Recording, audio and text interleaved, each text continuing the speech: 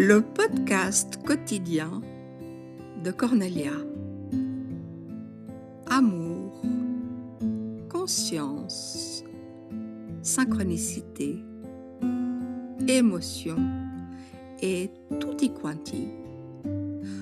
Le podcast quotidien qui élève l'âme et qui ouvre le cœur.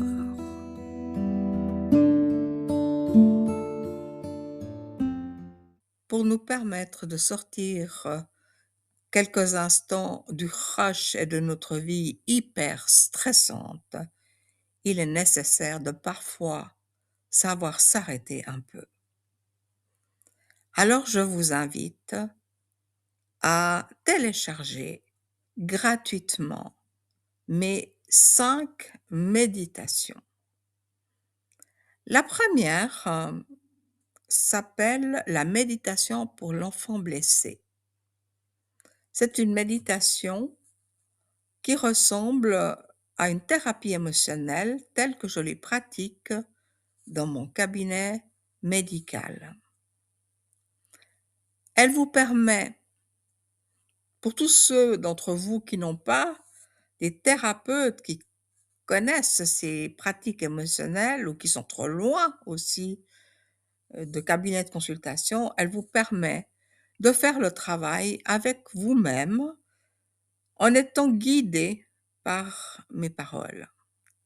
Elle vous demande de vous isoler quelque part où vous êtes sûr de ne pas être dérangé et où vous pourrez déposer tout ce qui est trop lourd, toutes les blessures que vous avez subies, dont vous n'avez pas pu vous décharger, que vous traînez encore, parfois depuis des décennies ou même depuis l'enfance, et pour lesquelles vous ne savez pas comment faire pour vous en libérer.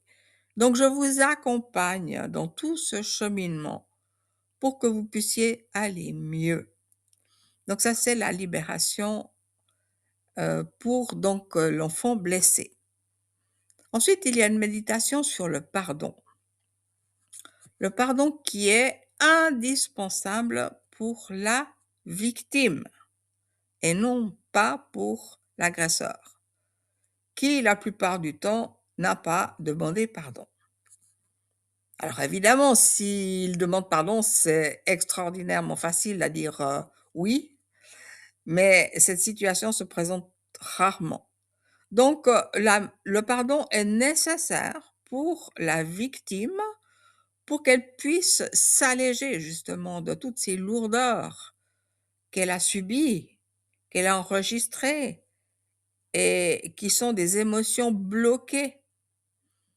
Et tant qu'elle n'a pas pu les déposer, sa vie est hypothéquée, sa vie est compliquée, elle n'est pas dans le bien-être.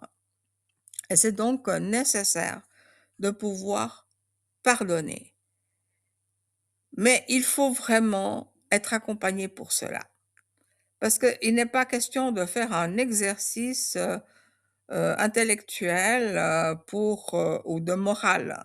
Il est vraiment question de pouvoir sentir et ressentir le pardon. Donc cette méditation est importante et je vous propose de ne pas accepter la proposition de ce qu'on appelle le pardon inversé. C'est une manière de pardonner qui est proposée dans les cercles de pardon, mais elle est fausse. Parce qu'elle demande de demander pardon à l'agresseur parce qu'il nous a agressés. Donc c'est le monde à l'envers. Donc n'entrez pas là-dedans.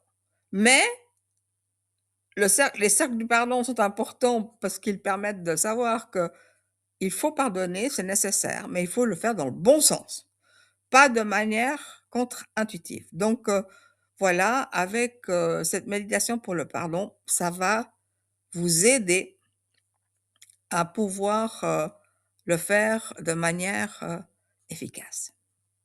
Puis après, il y a la méditation pour l'amour absolu.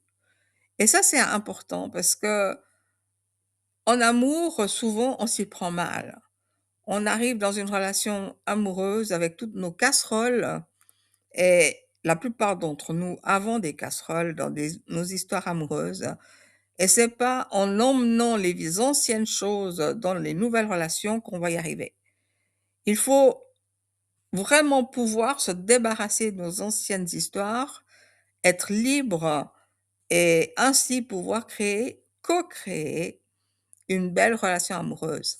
Il n'est pas question que la nouvelle relation soit un pansement sur une plaie. Donc cette, méditation pour l'amour absolu, elle va vous aider à vous mettre sur des bases saines pour, créer une, nouvelle relation. Ce que j'appelle une co-création parce qu'il faut être à 2 pour construire une relation et pas vouloir imposer à quelqu'un une relation dont il ne veut pas. Ensuite, il y a, la méditation pour le bien-être de toutes nos cellules et ça, c'est vraiment une méditation où on pourrait s'embêter ou s'ennuyer si on n'a pas compris l'importance de se centrer sur les cellules du corps. Donc il est question de d'aller dire merci à toutes les cellules de notre corps, toutes celles qui font qu'on est vivant, toutes celles qui font que ça fonctionne et donc on passe en revue absolument tous les organes du corps. Donc c'est une méditation pour dire merci, merci, merci, merci, mais aussi pour prendre conscience de ce qu'est ce corps. Incroyable! C'est une merveille. Le corps, quand on pense à tous ces milliards de cellules qui fonctionnent ensemble de concert, c'est juste un miracle sans cesse renouvelé et c'est important qu'on en prenne conscience et qu'on puisse dire merci pour ça. Merci à la vie, merci à notre corps, merci à cette harmonie, qui fonctionne et il y a un côté préventif en fait, dans cette approche qui est de s'occuper du corps avant qu'il tombe malade. Et puis finalement, il y a la méditation pour le lâcher prise et ça, c'est vraiment très, très important.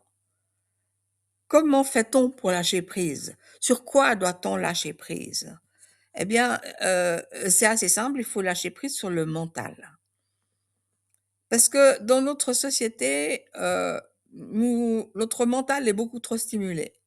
Depuis que nous sommes en âge scolaire, on nous stimule notre mental au détriment de notre système émotionnel et le mental est donc, hyper stimulé ou même trop stimulé et il finit par tourner en rond comme, un hamster dans sa roue et donc le mental, il va réfléchir tout le temps et ça nous épuise, surtout qu'il pense, 50 fois par jour la même pensée et ce sont en général, des pensées, catastrophiques. On se projette, dans des peurs, dans un futur compliqué et on y pense tout le temps. Et c'est le mental est une tentative de calmer nos angoisses, mais en fait, ça les crée. C'est ça qui est important de comprendre. Alors, on n'est pas là pour, clouer au pilori le mental parce qu'on en a besoin du mental, mais il faut savoir à quoi il nous sert. Le mental, il nous sert à réfléchir, à organiser, à anticiper. Mais il peut pas ressentir et il peut pas, être dans l'émotion. Le mental est dépourvu d'émotion, à part qu'il est généré la plupart du temps par la peur. Donc il y a besoin de lâcher prise sur ce mental. Mais lâcher prise, ça veut pas dire rien faire.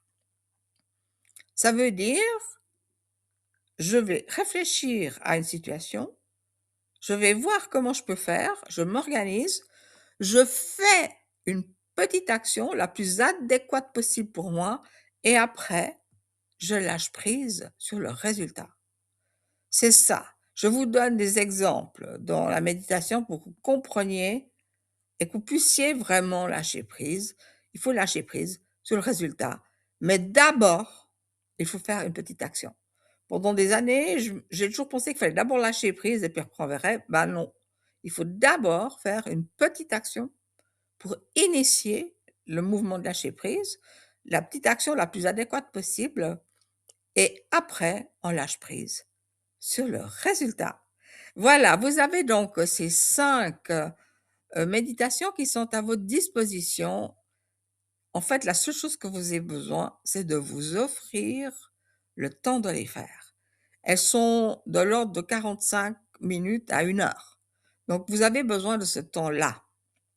Si jamais vous vous endormez en route, c'est pas grave, vous recommencez le lendemain.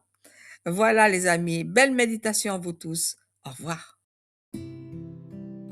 Si ce podcast vous intéresse, pensez à vous abonner de manière à être averti chaque jour au moment de sa publication. Pensez aussi à le partager avec vos amis qui pourraient être intéressés par ces divers sujets. Et prenez du temps pour vous chaque jour, quelques secondes, pour vous faire du bien, pour vous mettre dans une belle énergie de gratitude. Et surtout, merci de liker. À très bientôt. Au revoir.